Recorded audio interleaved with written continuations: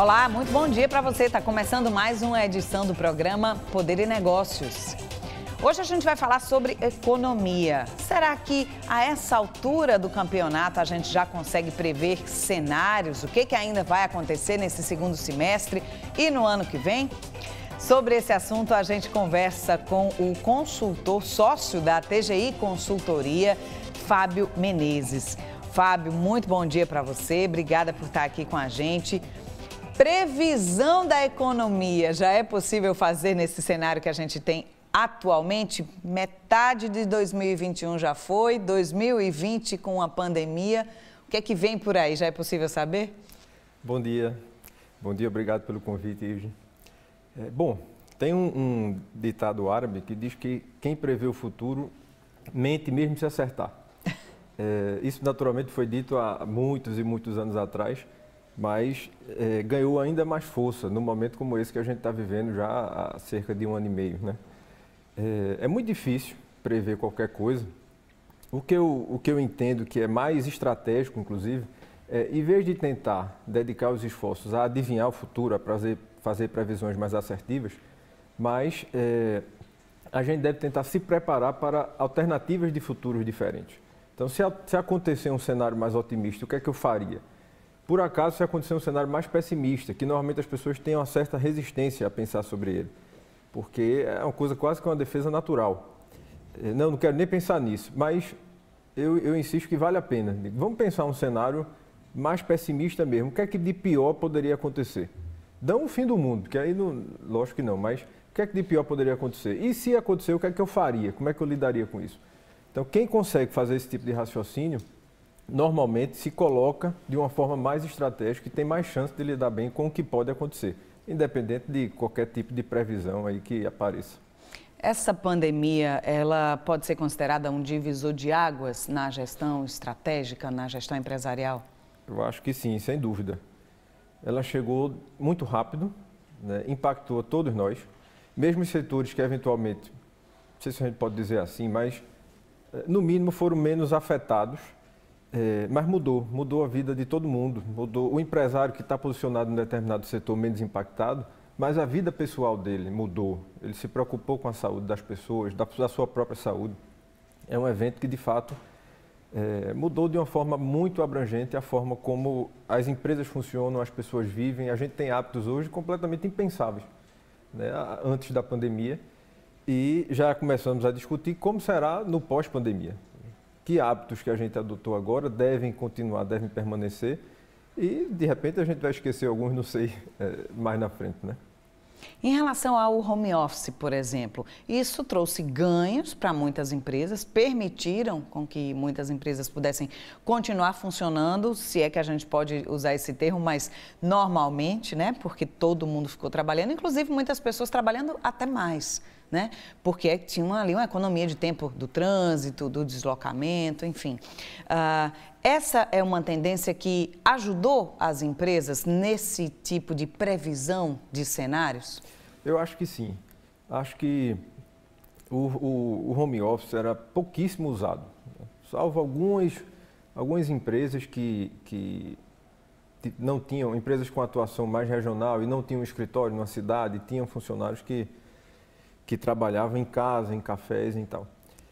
O que eu acho que a gente deve considerar é que nós não vivemos, nós fomos todos, ou uma boa parte da população, fomos de certa forma obrigados a trabalhar de casa. Mas não num home office mais tradicional, entre aspas. Porque nós vivemos, na verdade, um isolamento social muito grande, né? Não era apenas um trabalho de casa, era o lazer de casa, a alimentação de casa, o convívio intenso dentro de casa. Eu acho que isso faz uma diferença muito grande. Mas gerou um impacto importante, porque muitas empresas descobriram que podem funcionar e bem de uma forma diferente, inclusive com redução de custo, com ganho de produtividade, com uma série de mudanças que precisam ser feitas. Ou seja, como é que eu meço a produtividade da minha equipe se ela está trabalhando de casa? É diferente, em algumas situações tem softwares que ajudam, em outros não tem software nenhum, mas tem um volume de reuniões necessário maior para ajudar a acompanhar, o que terminou gerando um impacto que no começo, talvez uma parte das pessoas achava que iria trabalhar menos e depois descobriu que termina trabalhando ainda mais. Muito mais, né? Então, tudo isso está sendo discutido. Eu vi um dado interessante. No mês, acho que faz 60 dias, salvo engano, nos Estados Unidos, houve mais pedidos de demissão do que de demitidos, efetivamente. As pessoas pediram para sair dos empregos. Outro dado até da Microsoft, que cerca de um percentual muito relevante, cerca de 40% dos seus profissionais no mundo todo estariam considerando pedir demissão. Olha. Esse é um dado alarmante, mas que chama atenção, porque quando as pessoas foram para casa, eles passaram mais tempo com os filhos, não de uma forma muito tranquila, eu diria. Não necessariamente, né? Eu digo que o home office com filho pequeno é uma coisa, outro sem filho pequeno é completamente diferente.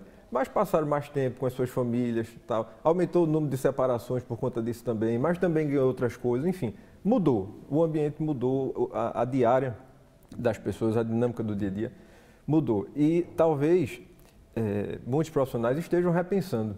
Será que aquele modelo antes da pandemia, de alta carga de trabalho, presencial, será que isso é o modelo de sucesso? Será que isso é o modelo que vai para frente e vai continuar? Ou ele pode ser flexibilizado de alguma forma, naturalmente, desde que não tenha perda de competência, de produtividade para as empresas. Então, a minha percepção é que nós fomos obrigados a inovar, é uma inovação menos meritória, nós fomos obrigados, mas agora a gente vai aproveitar um pouco disso que a gente descobriu e ver como é. Se fala muito no modelo híbrido, né? Que naturalmente depende de cada segmento, de cada empresa, da cultura de gestão, mas acho que tem muita coisa para ser discutida nesse pós-pandemia. Aqui em Pernambuco, o Estado ele teve uma forma diferenciada de lidar com a pandemia, economicamente falando, e aí me refiro às empresas, me refiro aos incentivos que o governo deu ou tentou dar a essas empresas para que elas pudessem passar de forma segura pela pandemia? Eu acho que o Estado de Pernambuco lidou bem com a pandemia diante do quadro que é muito dramático no mundo todo, né? Diante do que poderia ser feito, a minha avaliação é que lidou bem. Isso é uma situação complicada, porque a gente está falando de um evento histórico muito dramático. E a gente está passando por ele ainda, a gente não está fazendo uma avaliação de algo que aconteceu há 20 anos. Né? Pois é. É difícil até a gente ter informações que você, sobre a própria pandemia, que você pode ter muita confiança. Eu vou lhe dar um exemplo, que não é exatamente sobre como o Estado passou, mas que uma pessoa me disse ontem. Ele disse, olha, a minha mulher engravidou. Ela está no comecinho da gravidez. E é o seguinte, eu tenho 3 informações. Teve médico que disse que ela pode se vacinar agora. Teve médico que mandou esperar 3 meses. Teve médico que disse para esperar 6 meses. Ali foram mais de 3. Porque teve um que disse que só pode tomar Pfizer, outro disse que pode tomar qualquer uma. Eu faço o quê? Até a informação, né? É difícil. Então, esse é um contexto generalizado que tá muito difícil. Eu brinco dizendo que cada um tem um prêmio Nobel para chamar de seu. Se você procurar direitinho na internet, vai ter algum prêmio Nobel que defende exatamente o que você quer ouvir. É verdade. E aí a pessoa entra nos embates e tenta convencer e criticar todo mundo, enfim. Isso tem muito a ver com o momento que a gente está vivendo, né? O consumo de informação nas redes sociais tem muito a ver com aquilo que você quer ouvir, ou seja, aquilo que você quer confirmar que é verdade ou não, né? Exatamente. Então, eu acho que isso apimenta um pouco o debate, mas não o debate muito produtivo.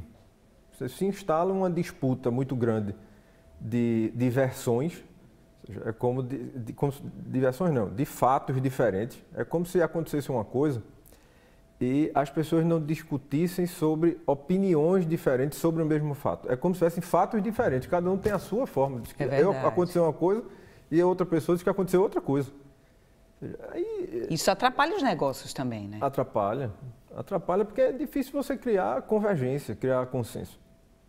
Eu defendo sempre que o fato de você reunir as pessoas para discutir é muito positivo e isso serve muito para a gestão também. Aí a experiência prática. Quando a gente reúne os gestores para discutir sobre determinado assunto, sobre o futuro, um planejamento estratégico, os cenários, como a gente está conversando aqui, a soma das ideias individuais, mesmo que divergentes, normalmente no fim ela é muito mais positiva do que se fosse só uma ou duas pessoas pensando.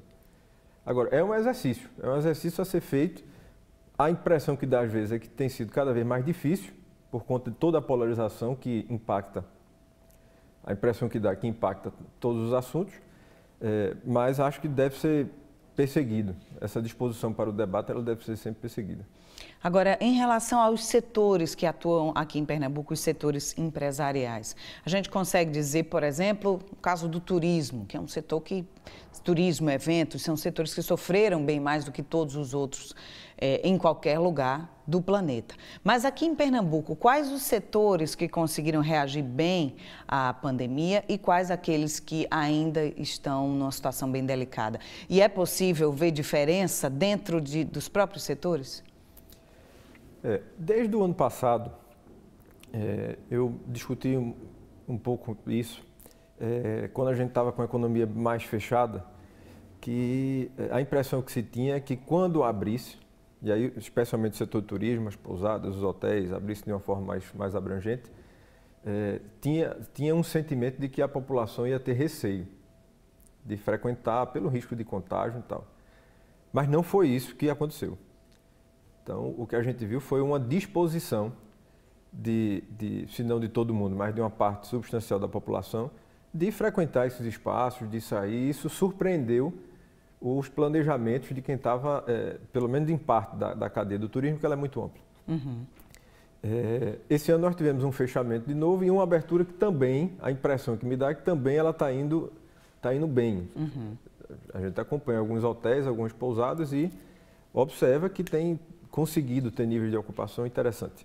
Em alguns setores, inclusive, aumento, né? No interior do estado, por exemplo, tem áreas que registraram aumento de visitações, contrataram mais gente. Exatamente, exatamente.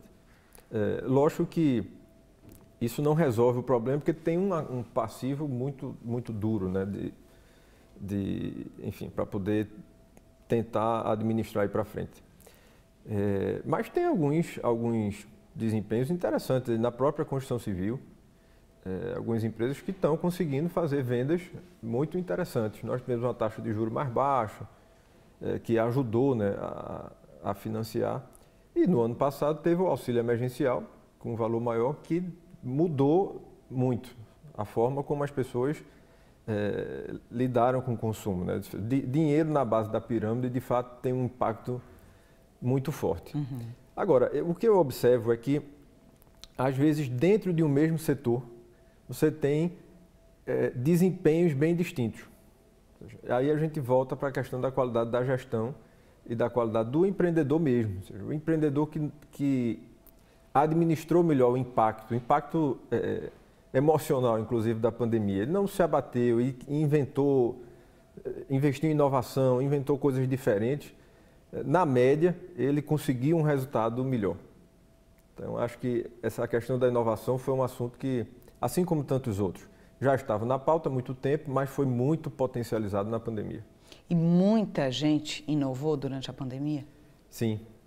Teve a gente chama de inovação por necessidade, né? Muitos foram obrigados a inovar. Às vezes aquela coisa que ele estava pensando em fazer daqui a 2 anos, 3 anos, quando veio a pandemia, acelerou, tira os planos da gaveta todo. E teve que investir. Né? E teve que investir de alguma forma como um instinto de sobrevivência.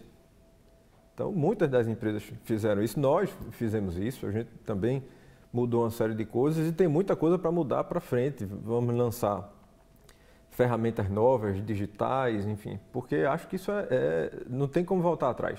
Ou seja, a velocidade da inovação ela foi acelerada na pandemia e não acho que ela vá retroceder. Acho que as empresas competitivas elas devem continuar investindo nisso. E as empresas que não foram por esse caminho, ficaram onde estavam? Muitas, infelizmente, ficaram onde estavam e outras eu acho que ainda vão ficar, porque num evento como esse, e longo, né? A gente já está mais ou menos 1 ano e meio nessa situação, tem gente que não quebrou agora, mas no próximo 1 ano e meio, talvez provavelmente, vai ter muita dificuldade de se recuperar. É uma situação, é difícil fazer um panorama geral. A gente tem análises mais setoriais e muitas vezes dentro dos próprios setores diferenças muito importantes. Vamos ver como é que vai ser aí esse segundo semestre, né, que ele tem uma expectativa mais positiva. O grande ponto de interrogação é essa variante Delta aí. A impressão que dá é que a gente está numa corrida. A gente está em época de Olimpíada, né? É como se a variante Delta estivesse correndo numa raia e a vacinação na outra raia. Então, quem está indo mais rápido, né?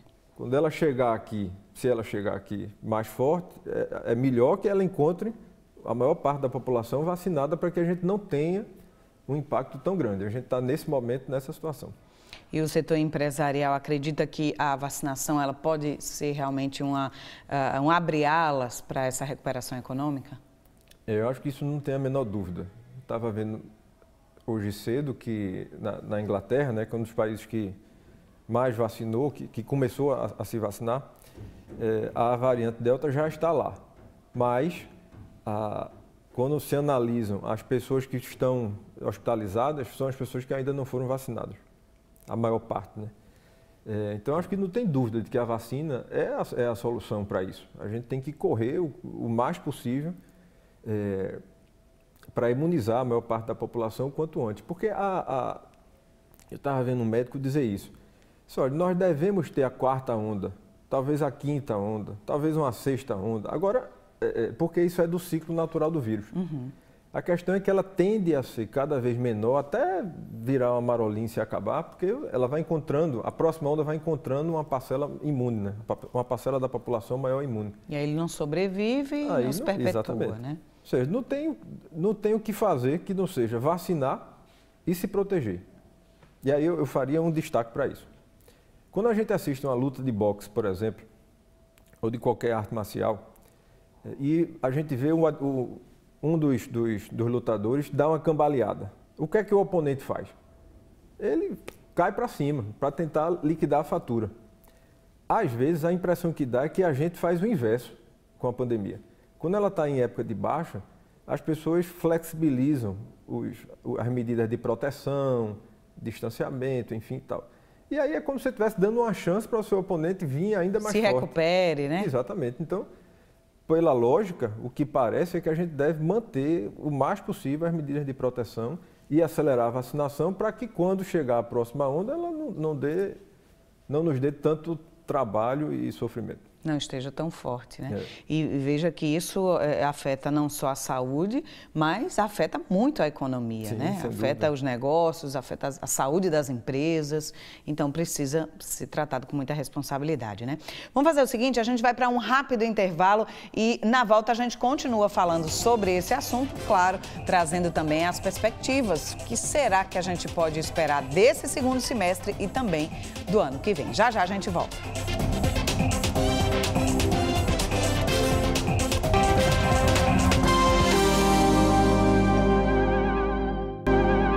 Estamos de volta com o Poder e Negócios. Hoje a gente está falando sobre a economia, as perspectivas e previsões, se é que é possível fazer alguma previsão, já que a gente ainda está no meio de uma pandemia. Mas vamos conversar sobre esses cenários com o sócio da TGI Consultoria, Fábio Menezes.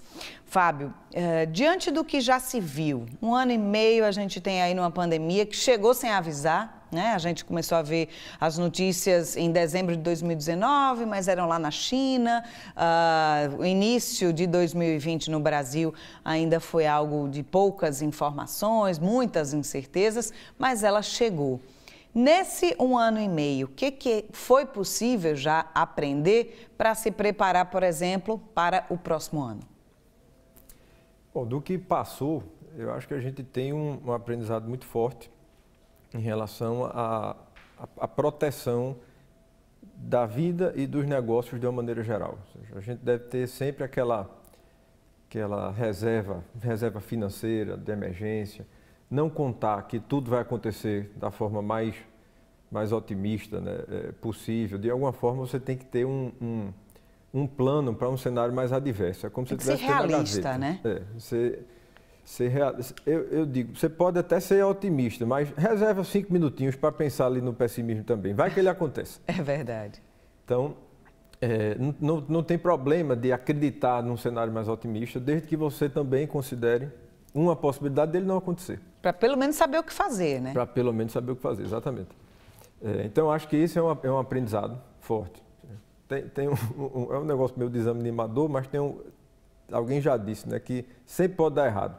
Então, a gente deve considerar um pouco isso. Até porque a possibilidade é real, existe, né? E, ao mesmo tempo, não há dúvida de que nós estamos num momento agora muito melhor do que a gente estava no ano passado.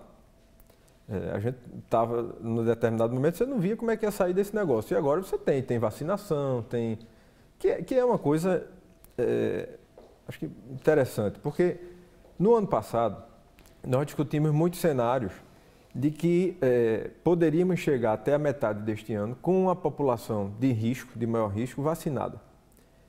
E a gente está indo nesse sentido. Eu acho que isso é uma coisa positiva. É evidente que ainda falta muita gente para atingir a chamada imunidade de rebanho, ainda falta muito, mas estamos avançando e cada vez chega mais vacina, ou seja, a gente vai conseguir.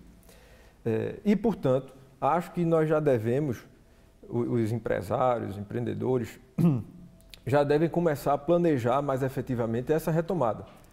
Porque se tudo for caminhando como parece, não tiver nenhum grande problema na vacinação, parece que não deve ter, a gente deve chegar ao final do ano, na última parte do ano, nos últimos 2 ou 3 meses, com a economia mais dinâmica, com as pessoas mais confiantes, fruto do processo de vacinação. E é possível que a gente tenha um dinamismo econômico maior. Já tem um certo tempo que as perspectivas para o crescimento do PIB, né, do país, ela vai se atualizando e cada vez para mais. Então, e acho que isso evidencia uma certa animação. O fato de Pernambuco ser uma grande referência no setor tecnológico, de inovação, isso faz com que o Estado esteja à frente de outras localidades do país por conta desse hábito já de se pensar, de se respirar um pouco mais tecnologia? Eu acho que sim. Se é uma coisa que todos nós usamos mais na pandemia, foi tecnologia. É verdade. Seja para consumir produtos e serviços, seja para oferecer, para atender, para vender, enfim. E independente de classe social, né? Independente, isso é um negócio que afeta praticamente todas as classes, né? E se é isso, para frente, não tem dúvida que nós vamos continuar usando, né? Muitas pessoas, quando a gente analisa dados de varejo, por exemplo, muitas pessoas que nunca tinham feito uma compra pelo smartphone, fizeram na pandemia. Nem que seja pelo WhatsApp, né? Pelo WhatsApp, por programas específicos, enfim. E provavelmente, pelo menos uma parte dessas pessoas não vão abandonar isso. Elas experimentaram e como durou muito tempo, verdade. Criou-se já um novo hábito, né? Então, acho que não tem... Fora da tecnologia é difícil ser competitivo. Fora do digital é difícil. A questão você precisa ser digital. Agora, de que forma, qual é a sua estratégia, é que precisa pensar. Mas acho cada vez mais complicado, a não ser negócios muito específicos, mas na maior parte dos negócios, é muito difícil não considerar algum componente digital no planejamento para frente. E há setores aqui em Pernambuco que investiram mais em inovação do que outros e isso, de alguma forma, é visível no cenário econômico pernambucano? Olha, acho que o varejo, em que pese o setor de turismo, né, foi fortemente afetado, mas parece que ele ficou um pouco mais paralisado, tamanha o impacto nele. Mas eu vejo que o varejo conseguiu fazer algumas coisas muito interessantes. Seja o varejo de rua que fechou, o varejo de shopping, de diversos tipos de produtos diferentes, mas eu vi muita gente aí que não parou, de fato, mesmo com as lojas físicas fechadas. E eu acho que esse aprendizado, de certa forma, criou-se um know-how sobre algo que não se trabalhava, pelo menos com tanto foco. Acho que isso vai contar a favor nesse pós-pandemia. Importante. Isso, de fato, deve ser a tônica, por exemplo, do ano que vem? Ou já é possível pensar num segundo semestre mais estável e até de crescimento economicamente aqui no Estado? Eu acho que sim. Se nós não tivermos um outro colapso por conta da variante Delta, se ela não chegar aqui forte, eu acho que a gente já vai ter um segundo semestre mais animador, mais ainda chegando mais perto do final do ano. E para o ano também. Acho que sim, que as empresas devem planejar a retomada, devem continuar ou expandir, na medida do possível, os investimentos em inovação e, dentro desse contexto da inovação, sem dúvida, considerar com muito foco o digital. O digital, e aí tem um ponto importante, porque às vezes quando se fala em digital, a gente associa muito à rede social, à postagem, à comunicação. Uhum. Mas o que a gente entende hoje é que o digital é muito mais do que isso. A gente deve considerar o digital como modelo de negócio, como forma, a gente tem que digitalizar a empresa como um todo. Não a retaguarda também, né? Também. Toda a lógica do negócio ele deve considerar, deve pensar como seria a minha empresa mais digitalizada, entre aspas. Que impacto, que modelo é esse? Que impacto é esse? Não adianta sair copiando o que a gente vê por aí, porque isso não funciona, mas precisa fazer uma reflexão nesse sentido para que a empresa ganhe produtividade, ganhe competitividade. Vamos ver então o que é que nos espera por aí, né? Fábio, muito obrigada pela sua participação, muito importante conversar sobre todos esses cenários com você. Obrigada, um bom domingo. Obrigado pelo convite. A gente vai ficando por aqui. Obrigada pela sua companhia. Ótimo domingo para você. Domingo que vem a gente volta a se encontrar nesse mesmo horário, às 10 horas da manhã, no Poder e Negócios. Bom domingo para você. Até a próxima.